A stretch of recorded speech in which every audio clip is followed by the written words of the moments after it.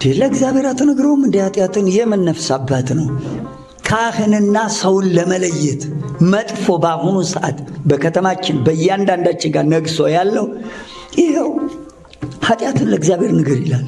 አያውቅም እኔ የሰራሁትን ኃጢአት ያውቃል። አያውቅም መስደብ አይደለም ይሄ እግዚአብሔርን አያውቅም። ልንገረው ኃጢአት ለካ አይም ኤርምያስ 23 አንብቡት። ኤርምያስ 23 እኔ የቅርብ አምላክ እንጂ የሩቅ አምላክ አይደለሁም፣ ምድርና ሰማይን የሞላሁ እኔ አይደለሁምን? ልብ በሉ። ይህ አምላክ ንገረው። ነፍስ አባታችን ጋር ስንቀርብ አበነፍሳችን ጋር ስንቀርብ ምንድን ነው የምናደርገው? እኔ የሰራሁትን ኃጢአት ያውቃል ነፍስ አባቴ ያውቃል። ማንም ፈርተን ነው የምንነግረው? ሁሉን የሚያውቅ እግዚአብሔርን ፈርተን ነው ለካህኑ የምንነግረው ኃጢአታችንን። ኢያሱ ምንድን ነው ያለው? ምንም ነገር አትሸሽገኝ፣ ለእስራኤል አምላክ ለእግዚአብሔር ክብር ስጥ ንገረኝ አለው። ለእግዚአብሔር ለክብር ስጥ ማለቱ የሰራውን እኔ አላውቅም፣ የእስራኤልን አምላክ እግዚአብሔርን ፍራና የሰራውን ኃጢአት ንገረኝ ነው ያለው። ኃጢአት የሚነገረው ለማን ነው? ለካህን። የካህን አስፈላጊነት ጻፍልኝ ጥቅስ ማቴዎስ 8:1-4፣ ማርቆስ 1:40-44፣ ሉቃስ 5:12-14። ካህናት ላይ አልባሌ ነገር የማይረባ ነገር እያወሩ ሕዝብንና ካህንን የሚለዩ አጋንንት መሳሪያ ያደረጋቸው ሰዎች አሉ። አዳምን የእባብ ሥጋ ለብሶ ነው ከገነት አስወጥቶ ከፈጣሪ ለዩ። አሁን ዛሬ ደግሞ ካህንና ሕዝቡ ምእመናኑ ተገናኝቶ ንስሐውን እንዳይነገር አሉ መሃል የገቡ ደግሞ እባቦች፣ የ8ኛው ሺህ እባብ ሆነው የስህተት መሳሪያ ሆኑ ካህናትና ሕዝቡን የሚያለያዩ ኃጢአትን ለእግዚአብሔር ነገር የሚሉ አያውቅም። ስድብ ነው ይሄ። ያውቃል እግዚአብሔር። ኃጢአት የሚነገረው ለካህን። ካህን ይላል ቅዱስ ዮሐንስ አፈወርቅ ቁስል እንደሚያፈርጥ ሰው ነው ይላል። ካህናት እንደ ሐኪም ናቸው። ሐኪም ከሚያደርጋቸው 2 ነገሮችን ያመጣል። ለምሳሌ ሊቁ ሲያመጣ አንደኛው ምን ያደርጋል ይላል። ለምሳሌ ሰውየው በሽተኛ ቢሆንና በሽታውን የሚያስነሳበት የሚያሰክር መጠጥ ቢሆን ወይን ቢሆን ለምሳሌ ይሄን መጠጥ ተው ቢለውና ሰውየው ደግሞ ጭንቅላቱን ስለሳተ ወይኑን ካልሰጣችሁኝ እያለ ቢያስቸግር ሐኪሙ ምን ያደርጋል አለ። የግሪክ ሐኪሞች በጊዜው የሚያደርጉትን ነው እንግዲህ እሱ ምሳሌ የተጠቀመው። በሩን በሙሉ ያዘጋና መስኮቶችን ሁሉ አስጋርዶ ይላል ወይን በገበታ አስመጥቶ በሽተኛው ሳይ ብርጭቆውን ከወይኑ ውስጥ ነክሮ በብርጭቆ ውሃ አድርጎ ይሰጠዋል ይላል። ከዛ ሰውየው ምን ያደርጋል? ወይን የጠጣው እየመሰለው ምንድን ነው የሚጠጣው? ወይን እያሸተተ ምን ይጠጣል? ውሃ ይጠጣ። ከዛ ተመስገን ወይን ጠጣው ተሻለኝ ይላል ነው። አንዱ ሕክምና ሳይኮሎጂ አይደለም። ስለዚህ ያን ይጠጣና ተሻለኝ ይላል። ካህናትም በጎ ማታለል ምዕመኑን ማታለል አለባቸው ነው። በጎ ማታለል ምንድን ነው? ይችን አድርጋት፣ ይሄ ቀላል ነው፣ ይሄ ቀላል ነው ብለው በጎ ማታለል ሊያታልሉት ይገባል። ቁስል ስታፈርጥ ምንድን ነው? አሁን መርፌውን እንዲያርጋ አንድ ጊዜ ቁስሉ ላይ ብታረገው በውጥ ሊልህ ይችላል። ቀስ አርጌ እያረክ ካረክ ግን እሳይ እያለ ያስፈርጣል ማለት ነው ቁስሉ። ስለዚህ ፍየል ሰርቅ ያለው ብሎ ቢናዘዝ ውይ ይሄ ነው መርፌውን እስከ ጫፍ መጨመር ማለት ነው። ከዚያ በኋላ ኧረ አባዬ አላወቁም ብሎ ቤቱን አይ ፍየል ሰርቄ ቀላል ነው ሲለው በሬም ይላል ማለት ነው። ቀስ አድርጎ ማስፈረጥ ማለት ይሄ ነው ማለት ነው። እና ካህን አስታማሚ ነው ማለት ይሄ ነው። ለቄሱ ንስሐችሁን ከነገራችሁ በኋላ በዚህ ኃጢአት መልሳችሁ አትጠየቁ። ዮሐንስ ወንጌል ምዕራፍ 8 ላይ ዝሙት ስትሰራ የተያዘች አንዲት ሴት አይሁድ ሰብስበው እየጎተቱ አመጧል። ሙሴ ይህች ሴት በድንጋይ እንድትወገር አዟል፣ አንተ ምን ትላለህ አሉት አይደል? እሱም ከእናንተ መካከል ኃጢአት የሌለበት ሰው ይውገራት አለ። ሁሉም ወጥተው ሄዱ። ምን አላት መሰላችሁ? ልጄ የሚከሱሽ ወዴት አሉ አላት። እኔ የማየው የለም፣ አልፈርድብሽም፣ በሰላም ሂጂ አለ። 2 ነገር ታያላችሁ። ይችን ሴት ልጄ የሚከሱሽ ወዴት አሉ ማለት እነሱ አንቺን ከሰሱሽ፣ አንቺ ደግሞ ስለ እነሱ ኃጢአት ምን ትያለሽ እያላት ነበር ይላሉ ሊቃውንት። እሷ ደግሞ ምን አለችው? እኔ ስለ ሰው ኃጢአት ምን አልልም አለች። አላውቅም፣ የማውቀው ራሴ ኃጢአተኛ መሆኔን ነው አለች። አንቺ በሰው ካልፈረድሽ በሰላም ሂጂ፣ አልፈርድብሽም። ሁለት ነገር ተናገሩ። ስለ ንስሐ ያስተማሩ የቤተክርስቲያን ሊቃውንት ሲናገሩ አንደኛ ክርስቶስ ምን ብሎ ጠራት ይችን ሴት? ልጄ አለት። ንስሐ የኃጢአት ባሪያ የነበረውን ሰው የማን ልጅ ያደርገዋል? የእግዚአብሔር ልጅ ያደርገዋል። ልጅ ነው የምንሆነው፣ ባሪያ አይደለም የምንሆነው። ኃጢአት ባሪያ ነው የሚያደርገን፣ እግዚአብሔር ግን ልጅ ነው የሚያደርገን። ልጄ አለ፣ በሰላም ሂጂ አለ። ከዚያ በኋላ መልሶ በዚያ አልጠየቃትም። አንድ ሰው ተናዞ ሲመለስ በሰላም ይሄዳል።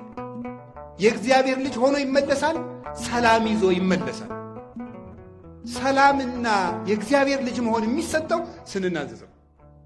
አንዳንድ ሰዎች ከተማ ንስሐ ትገቡና ኃጢአቴ እንደው ከተማ ካለቄ ስለተናዘዝኩት ይቅር ያልተባልኩ መስሎኛል ብላችሁ እንደገና ገዳም ሄዳችሁ ትናዘዛለን።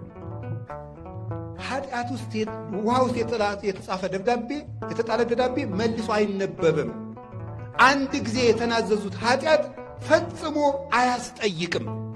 ለምን? የሚደመሰሰው በጌታችን በመድኃኒታችን በኢየሱስ ክርስቶስ ውሃነት ስለሆነ።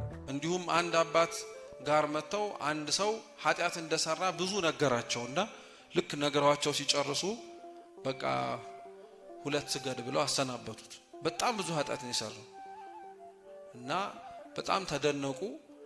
ያ ሰውዬ ደስ ብሎት ሄደና እኛ ካህን የበቁ ስለነበሩ እግዚአብሔር ያንን ሰው ካሰናበቱት በኋላ በቤተ መቅደሱ ተገለጠላቸውና ምን ሆነው ነው ያጠፋውን ጥፋት እየሰሙ የበደለውን በደል እያወቁ 2 ስገድ እንዴት ይሉታል አሉ። አምላኬ ሆይ አሉኝ ካህን፣ እኔ እንዲያውም ጨካኝ ነኝ፣ አንተ ብትሆንማ ኖሮ ኃጢአት ተሰረየችልህ፣ ዝም ብለህ ሂድ ነበር የምትለው አሉት። የእግዚአብሔር ምሕረት እንደኛ ኃጢአት አይደለም። ለዚህ ለንስሐ በደንብ ነው መፋጠን መቻል ያለብን ክርስቲያኖች፣ እንዳሰብነው ስለማያደርግ አምላካችን ማለት ነው። አሁን አብዛኛው ሰው ንስሐ የማይገባው ግን ለምንድን ነው ተብሎ ቢጠየቅ የሰራው በደል ይገዝፍበታል ከእግዚአብሔር ምሕረት ይልቅ። እግዚአብሔር እንዲሰርቼ ይምረኝ ይሆን ይላል። ለምን አይምርም እግዚአብሔር? አባ ጊዮርጊስ ለዛ እኮ ነው የተራበ ሆድ ለምግብ እንደሚቸኩል ሁሉ እግዚአብሔር አምላክም የበደሉት ሰዎች ማረን ሲሉት ለመማር እንዲሁ ይፈጥናል ይላል። እህል የሚበላ ሰው እህል ለመብላት ፈልጎ የራበው ሰው እንዴት እንደሚበላ አይታችሁታል አይደል? እግዚአብሔር ማረኝ የሚሉትን ሰው ለመማር እንዲፈጣን። አሁን አብዛኛው ሰው ንስሐ የማይገባው ግን ለምንድን ነው ተብሎ ቢጠየቅ የሰራው በደል ይገዝፍበታል ከእግዚአብሔር ምሕረት ይልቅ። እግዚአብሔር እንዲሰርቼ ይምረኝ ይሆን ይላል። ለምን አይምርም እግዚአብሔር? አባ ጊዮርጊስ ለዛ እኮ ነው የተራበ ሆድ ለምግብ እንደሚቸኩል ሁሉ እግዚአብሔር አምላክም የበደሉት ሰዎች ማረን ሲሉት ለመማር እንዲሁ ይፈጥናል ይላል። እህል የሚበላ ሰው እህል ለመብላት ፈልጎ የራበው ሰው እንዴት እንደሚበላ አይታችሁታል አይደል? እግዚአብሔር ማረኝ የሚሉትን ሰው ለመማር እንዲፈጣን። እኛ ግን ብዙ ምክንያቶችን እንዘረዝራለን። አይ ይቅርብን እንላለን። ንስሐ መግባት ሌላ ነገር የሚመስለናለን። ከዛ ውጭም ደግሞ ንስሐ መግባትን እንዳልኳችሁ ባልተገባ መንገድም እንተረጉመዋለን። የኔ ኃጢአት በጣም ትልቅ ስለሆነ እንዴት ብሎ ሊያጠራው ይችላል ይላል። ይሄ የሰውየውን ኃጢአት ብቻ ሳይሆን የሚያሳየው የእግዚአብሔርንም ካህሊነት መጠራጠርም ጭምራል። የሚሳነው ነገር አለ ማለት አይደል? የኔን ኃጢአት ሊያጠፋው ይችል ይሆን ብሎ መጠየቅ እኮ ጥርጣሬ ያለው ውስጥ። እንዴት ሊያጠፋው ይችላል?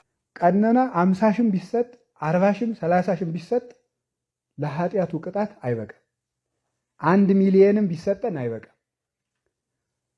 እምንናዘዘው ስንናዘዝ እኔ ኃጢአተኛ ነኝ ስንል ክርስቶስ ኃጢአተኛ ተብሎ የተሰደበው ስድቡን ነው የምንሳተፍ። ንስሐ ክርስቶስን መሳተፍ ነው። እሱ ኃጢአተኛ ተብሎ እንደተሰደበ እኛም ደግሞ በቄሱ ፊት ኃጢአተኛ ነኝ ብለን እንቀርባለን ማለት ነው። የዛን ጊዜ የስድቡን በረከት እንሳተፋለን። የሱን ክርስቶስ ተሰድቦ አልቀረም። ምን ተደርጓል? ተገርፏል። እኛም ደግሞ ኃጢአተኛ ነን ብለን አልቀረንም፣ በቀኖና እንገረፋለን። ከዚያ የግርፋቱን በረከት እናገኛለን ማለት ነው። ስለዚህ ንስሐ ስንገባ ቀኖና የሚሰጠን የክርስቶስን በረከት ለመሳተፍ ነው እንጂ ለኃጢአታችን ቅጣት እንዳይመስላችሁ። ለኃጢአታችን ቅጣት ለአንዱ ብቻ 100 ዓመት ቢሰጠን ይበቃናል? አይበቃንም።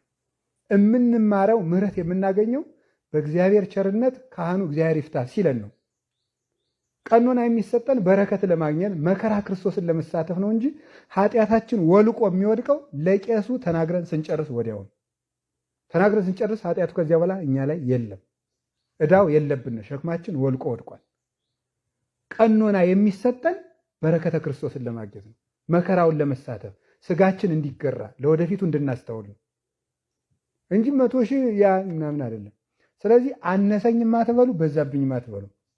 የምንሰጥም አስተውለን እንሰጣለን። እግዚአብሔር በስውር ቢቀጣን ይሻላል በአደባባይ። ወገኖቼ አሁን በአንድ ካህን ፊት ኃጢአታችንን ለእግዚአብሔር ካልሰጠነው እግዚአብሔር በዕለተ ምጽአት በአደባባይ መግለጡ ይቀራል አይቀርም? ይቀራል። ንስሐ ከገባን ነው የሚቀረው። እናንተ አይገልጠውም? ይገልጠዋል። በምትወዷቸው በቅዱሳን ፊት ከሚገለጥ በአንድ ካህን ፊት ቢገለጥ አይሻል? ቆይ የሚያስፈራው የእግዚአብሔር ፊት ነው የሚያስፈራው? የካህኑ ፊት ነው የሚያስፈራው? የማን ፊት ያስፈራል?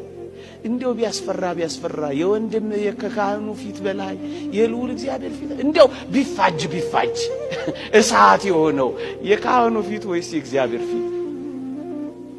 በሚባላው በእግዚአብሔር እሳት ፊት ከመቆማችን በፊት ዛሬ የካህኑ ፊት ቢያስፈራን አይሻልም?